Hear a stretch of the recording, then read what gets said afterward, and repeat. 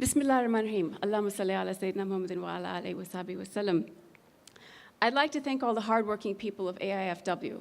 I think we all owe them a debt of gratitude. Linda Azmi, who always remained cool under pressure and who we dealt with quite a bit, is a star.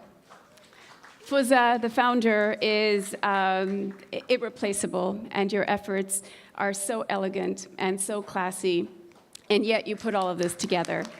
Well done. And your amazing team, who's always kind, always gracious, and upholds the true essence of Islamic character whilst going through the toughest pressure in putting this event together. And a special welcome, a warm welcome to all of you. We do have every reason to be grateful today. Before today, a fashion week like this was unheard of.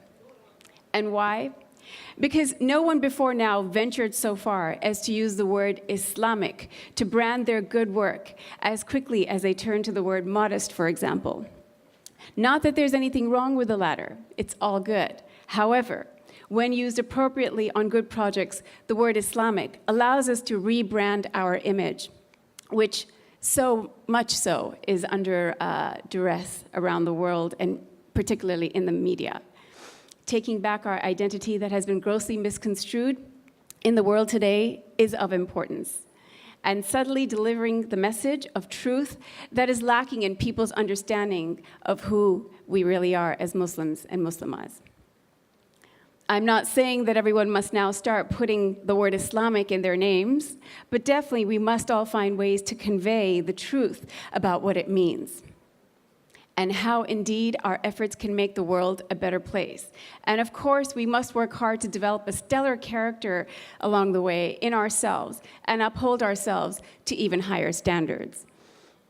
Let us all bear in mind that we are fortunate enough to have been allowed to be on a path where there is immense light and goodness. It is an amana, a trust, that gives us great responsibility. So show the best of yourself through your work. Love and support each other, while remaining warm and welcoming to all people of the world, no matter what their beliefs or backgrounds. What an honor, what a great responsibility we all have together. We are each other's suhbah, companions of a very beautiful kind. Let us appreciate this feeling of community and connection with one another, and let us nurture it. And let us never let go of it, because no other industry brings this gift in the way Islamic fashion does, to be quite honest. And we actually do it in a truly holistic way. We are in the front lines of bringing the world a message of grace, elegance, beauty, and harmony through our respective gifts that uphold our values as well. We are one of the few, if not the only industry in the world where the responsibility is so obvious, so defining, because it's so outwardly as well as inwardly apparent. I would like to impress upon you that change and the possibilities of a better world very much do and can lie in our hands.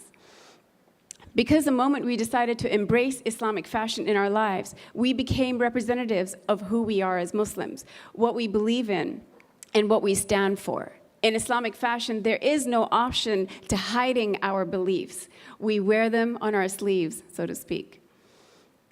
So let us emulate the character of our beloved Prophet, peace and blessings be upon him, who was always inclusive. He was patient and never gave up on the belief there is goodness in everyone. Remember, he was a mercy to all of mankind, not just a mercy to Muslims. So let us not distort that. Let us too be a mercy to all mankind and honor our beloved Prophet, peace and blessings be upon him, through our work. So what about those who partake in our market, but not necessarily the spirit and intention that we espouse? All those that are in the mainstream fashion world that now are taking an interest in our space, our market. Well, they too have every right, and we have a responsibility to be good ambassadors and inspiring examples for them. We don't know whose hearts might be moved just by them exploring our beautiful space of work. We must have an attitude of abundance and welcome them to share in this success, knowing there is nothing but abundance in God's world. But embracing a scarcity mentality or being fear-based about our business is a false trap that we must not fall into. We are taught from the Quran that Allah judges hearts and deeds, not outward appearances and wealth. And that is a beautiful thing. However, if there was any doubt in what you are doing in your careers as Islamic fashion designers, also note that paying special attention to outward appearances was one of the perpetual rituals of our beloved Prophet, peace and blessings be upon him. He saw no conflict in paying attention to the inner self while enhancing one's outward appearance. His attention towards disciplining the soul and serving God did not prevent him from maintaining an attractive physical appearance. And that's a quote from alislam.org. Our appearance, our style, our way of dressing must be held to good standards. Our fashion and style is the unspoken language that tells others so much about us. That, coupled with the values we are taught, gives us an edge to be an exemplary in living a meaningful life, a life that everyone is welcome to live. Let us be the living invitation to the world to see the undeniable beauty this life brings. But let this not go to our heads, because we hold no exclusivity to what our most merciful teacher, peace and blessings be upon him, taught us. This knowledge and the enjoyment of all these gifts are open to all. All are welcome to our beautiful space. To the incredible designers that have come here from all over the world tonight, I say let your work appeal in its quality, workmanship, and elegance to the global audience. Let them see an undeniable magnetism to your work that just can't be found elsewhere. And you know what that magnetism is called, don't you? It's called barakah. Never forget that your adherence to your faith-based values gives you a light that shines over you and your work unlike any other. That brings you this barakah. And that is the difference you bring to the global fashion scene. Own it, promote it, and wear it with good intention. And please, let me leave you with this. Hijab is a holistic thing. Let us not reduce it just to a scarf. While a scarf certainly preserves modesty, and that depicts a certain good character, we must remember that a scarf does not necessarily mean the holistic sense of hijab in its full sense.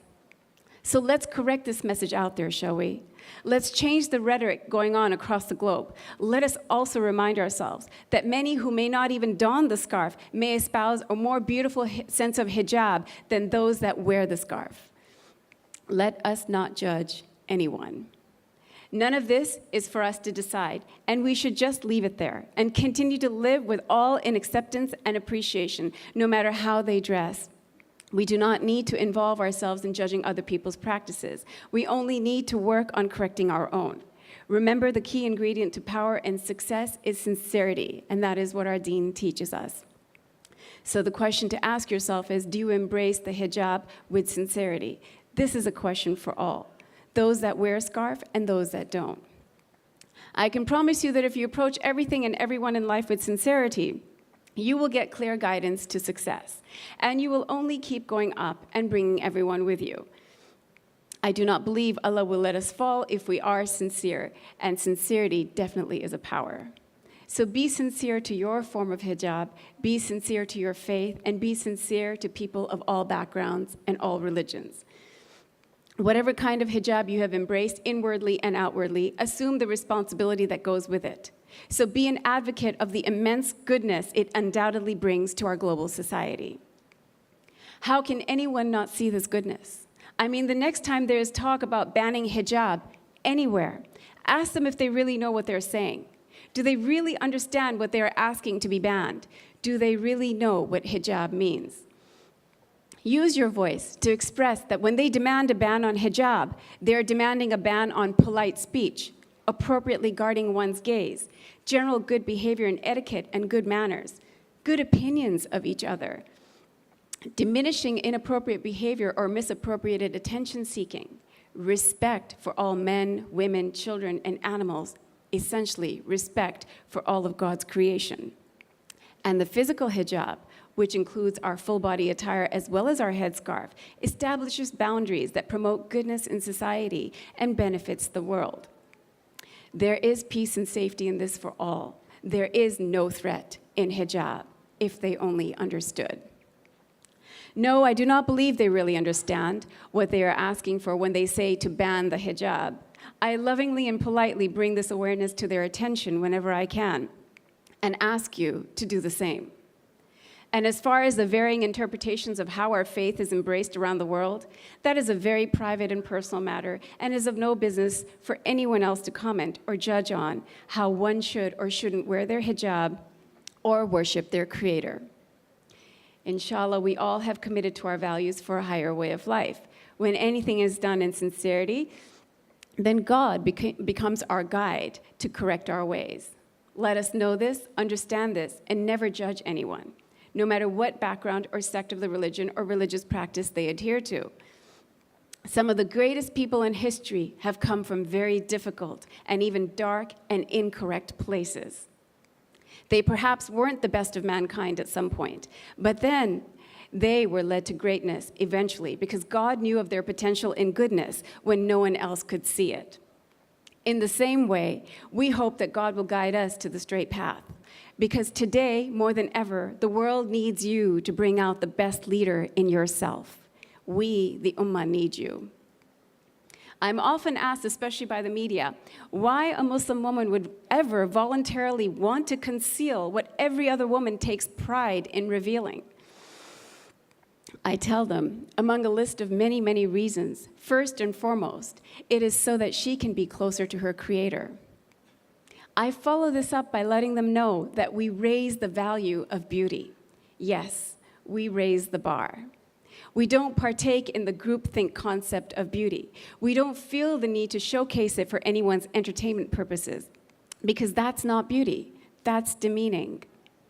To us, beauty is something to be respected and appreciated as a valuable gift from God. We love beauty, and that's okay, because so does God. So it's not to be expended or wasted, because then beauty only fades fast. And beauty is more valuable than that. It is to be guarded and cherished, for only then can we preserve it for a long, long time to come. The way we decorate and honor beauty with elegant coverings and a method of robing coupled with good character renders undeniable respect, appreciation, and self-esteem. There is no doubt we are living in times where a level of negativity we see doesn't make sense. But let us not fall into that trap of negativity as well. We do not need to get negative in return. We need not retaliate. Because remember, negative energy begets negative energy. At all costs, we must not respond to anyone's negativity with negativity. We know better than that. Our values teach us better than that. So let us be gracious to those that don't understand. Forgive those that hurt, and respond to people's lack of understanding with a level of class that can only teach them love. Our prophet, peace be upon him, was good to those that hated him and wanted to even remove him. And his mercy changed the hearts and minds of people. His good character inspired people to follow his example. His unrelenting compassion and kindness drew people to a beauty of Islam, which those same haters and hurters eventually embraced themselves and bore proudly on their own sleeves. Yes, Islamic fashion is a beautifully different industry. It can be a soft path to a better understanding, and adherence to a noble path that made the world a better place once before can do so once again. Where all faiths and backgrounds can live in appreciation of one another without compulsion and without animosity, being okay with being different. You've all been chosen to champion a cause in this industry, to move this special industry to its optimal place, and together we will. Together we will realize a shift. Together we will realize meaningful success. So coming back to my original comment, I'm so glad that someone doing something good and productive has claimed the word Islamic. We need more of this, more of people owning their Islamic identity before someone else tries to. Do purposeful work in life and give credit to your valuable Islamic teaching, and that has made you the courteous, kind, and able person you are today. Thank you very much.